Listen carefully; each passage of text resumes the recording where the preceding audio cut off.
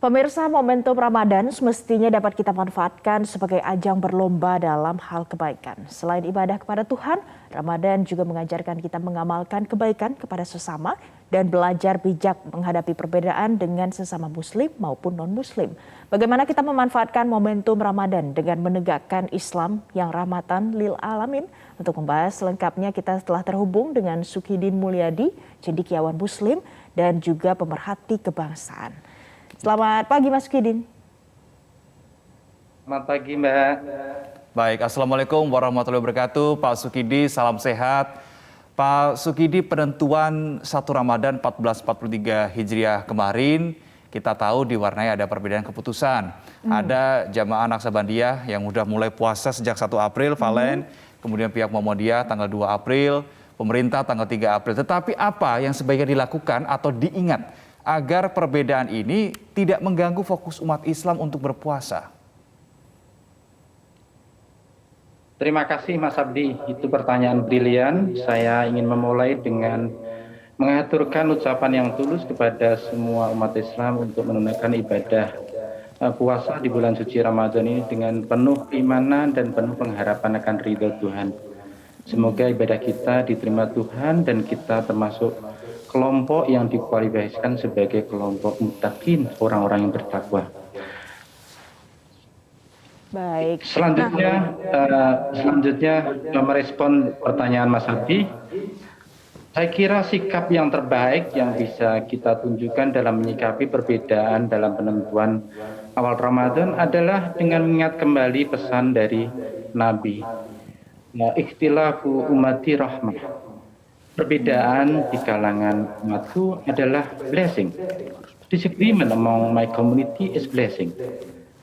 Kesadaran ini harus kita tumbuhkan sejak awal agar umat Islam menyadari bahwa perbedaan di kalangan umat Muhammad, bahkan perbedaan di kalangan ulama sekalipun, itu adalah blessing.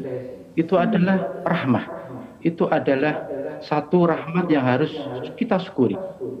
Karena itu dalam menyikapi perbedaan itu kita dituntut untuk tidak mengabsolutkan pendapat kita. Kita tidak dituntut untuk tidak bersikap egois.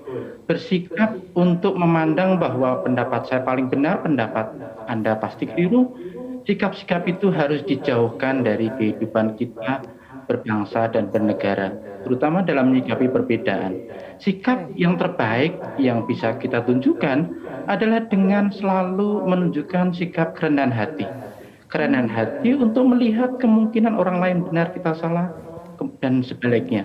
Karena itu sikap kerendahan hati ini harus menjadi satu sikap yang menjadi pedoman kita untuk memberikan respek terhadap pilihan apapun yang akhirnya dipilih oleh umat Islam dalam menjalani puasa ini.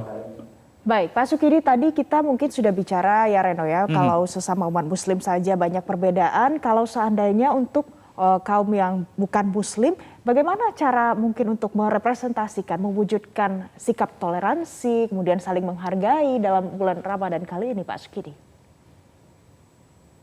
Ya, itu pertanyaan bagus sekali, Mbak. Ada sejumlah sikap yang bisa kita tunjukkan. Pertama, implikasi dari ikhtilaf ummati rahmah itu adalah bersikap lapang dada, memberikan satu kelapangan dan kita memberikan satu ruang toleransi yang selebar-lebarnya kepada siapapun yang mengambil keputusan awal Ramadan, mengambil keputusan puasa, untuk selalu memberikan ruang toleransi, ruang perbedaan kepada setiap umat. Karena di berbagai negara Timur Tengah, mereka juga mengawali puasa pada hari Sabtu. Karena itu kita tidak boleh mengklaim pendapat kita yang paling benar, yang lain keliru. Kita harus membuka satu ruang toleransi. Ruang toleransi yang lebar, karena itu menandakan satu spirit bahwa kita memang berbeda, tetapi ingat, kita harus diikat oleh satu kesatuan untuk menjaga persatuan di tengah perbedaan. Saya ingin memberikan satu penekanan agar perbedaan ini tidak membuat kita bercerai-berai, agar perbedaan ini tidak membuat kita saling menghargai satu sama lain, dan agar perbedaan ini tidak membuat kita saling tidak suka satu sama lain. Perbedaan ini harus kita maknai sebagai satu rahmat untuk memberikan satu penghormatan kepada satu sama lain. Harus menunjukkan sikap yang lapang dada, harus menunjukkan sikap yang terbuka, toleran. Dan karena itu implikasi serius dari sikap lapang dada ini terkait dengan pertanyaan Mbak adalah pengalaman kita memaknai puasa sebagai pengalaman kemanusiaan. Kenapa? Karena kita menahan rasa lapar dan dahaga, mengingatkan kita kepada mereka yang tiap hari merasakan kelaparan. Karena itu etika Ramadan ini harus menumbuhkan satu etika kemanusiaan.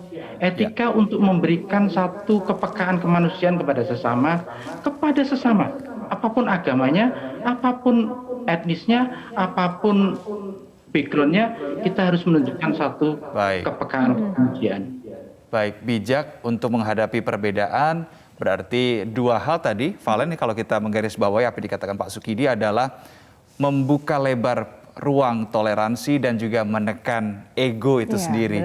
Nah, Pak Sukidi, bulan suci Ramadan ini dianggap sebagai momentum yang sangat tepat untuk membersihkan diri dan dalam tanda kutip mengupgrade kadar keimanan kita. Apa yang harus dilakukan? Tentu saja pertama yang harus kita lakukan adalah beribadah kehadirat Tuhan dalam bulan puasa suci Ramadan ini dengan satu ketulusan, dengan satu keikhlasan, dengan satu keimanan, dengan satu pengharapan ridho Allah SWT. Karena yang tahu siapa yang paling bertakwa kepada kita, yang tahu siapa yang akhirnya terkualifikasi kepada mereka yang termasuk ulul muttaqin hanya Tuhan. Karena itu kita tidak boleh merasa diri kita paling suci, kita tidak boleh merasa diri kita paling bertakwa, dan kita tidak boleh merasa diri kita paling benar. Karena Tuhan yang tahu siapa di antara kita yang paling benar. Implikasi dari doktrin ini adalah kita semua adalah setara. Ningrat dan jelata puasa, kaya dan miskin puasa, pejabat dan rakyat jelata puasa, kita semua setara. Yang membedakan kita akhirnya adalah tingkat ketakwaan. Tapi kita tidak tahu siapa yang bertakwa di antara kita. Karena itu kita harus rendah hati. Harus selalu bersikap rendah hati untuk menjalani kehidupan keberagamaan, kehidupan keislaman dalam kebinekaan Indonesia itu sendiri.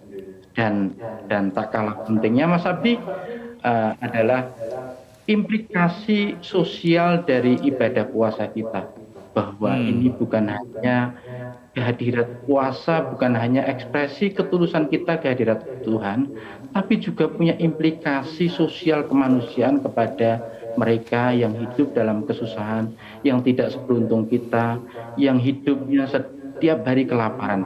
Karena itu kita harus menumbuhkan satu sikap yang ingin saya tegaskan tentang sikap compassion. Compassion itu adalah kita memasuki penderitaan orang lain dan kita merasakan penderitaan mereka. Karena hanya dengan merasakan itu kita tumbuh menjadi pribadi yang memiliki empati, memiliki simpati, dan memiliki satu kepekaan kemanusiaan kepada mereka yang tidak seberuntung kita. Nah, Pak Sukidi bicara masalah ketakwaan dan juga masalah empati untuk sosial. Biasanya kalau Ramadan masyarakat akan selalu berlomba-lomba untuk melakukan kebaikan supaya dapat pahala. Tapi motivasi demi mendapatkan pahala ini sebenarnya kan dikhawatirkan bisa mengaburkan esensi dari berbuat baik begitu.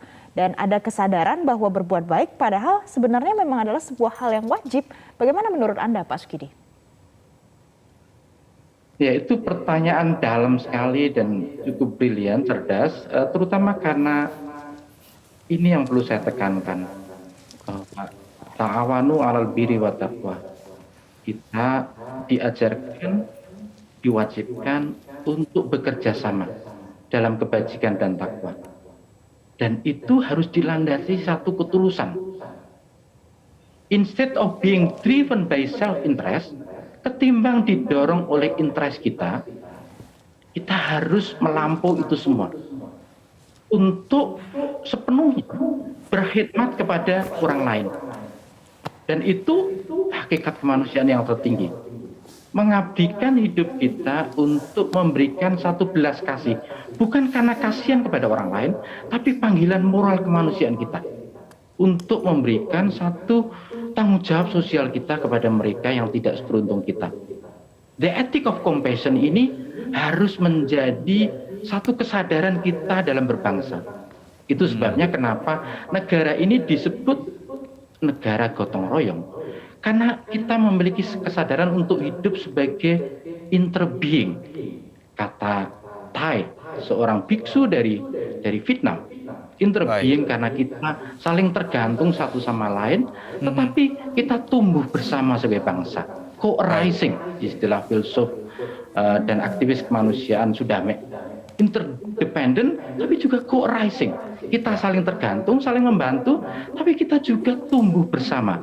Tumbuh bersama untuk sama-sama maju sebagai umat, juga maju sebagai bangsa. Karena itu tidak boleh membiarkan mereka yang tidak seberuntung kita dalam penderitaan. Kita harus hadir, negara harus hadir, setiap kita harus hadir untuk memberikan satu belas kasih kepada mereka. Baik, Pak Sukidi, terakhir bagaimana caranya menjadikan kebaikan-kebaikan yang dilakukan ya selama Ramadan ini menjadi kebaikan yang permanen sampai pasca Ramadan. Jadi tidak hanya kebaikan yang berhenti di bulan Ramadan saja. Itu menarik sekali dan saya kira jawaban yang tepat adalah menjadikan kebajikan itu sebagai satu habitus, sebagai satu habit of the heart. Jadi satu kebiasaan, satu kebajikan yang sudah built-in dalam diri kita. Menjadi habit, menjadi kebiasaan untuk melakukan satu kebajikan. Kebiasaan untuk memberikan satu kepekaan kemanusiaan dan juga kebiasaan dalam memberikan satu belas kasih kepada sesama. Karena itu nilai-nilai moral keagamaan, nilai-nilai universal, nilai-nilai inklusif yang menjadi panduan dari setiap manusia untuk selalu mengabdikan hidupnya untuk berbakti kepada orang lain. Itulah kenapa Yesus diutus untuk memberikan satu belas kasih kepada the needy, the poor, mereka yang membutuhkan, yang lemah. Dan itu pula kenapa Muhammad diutus untuk memberikan satu pelayanan kemanusiaan kepada mereka yang lemah, tertindas, marginal, dan tidak seberuntung kebanyakan orang. Karena itu orientasi pergerakan kita, orientasi kemanusiaan kita, orientasi puasa kita berujung pada orientasi yang bersifat kemanusiaan yang hakiki dan setara di bulan Ramadan maupun bulan setelah itu. Karena kemanusiaan ini yang mengikat kita sebagai bangsa agar kita tumbuh bersama, berkembang bersama, maju bersama sebagai satu kesatuan. Baik, Pak Sukidi, terima kasih untuk informasinya dan juga untuk perspektif yang menyejukkan.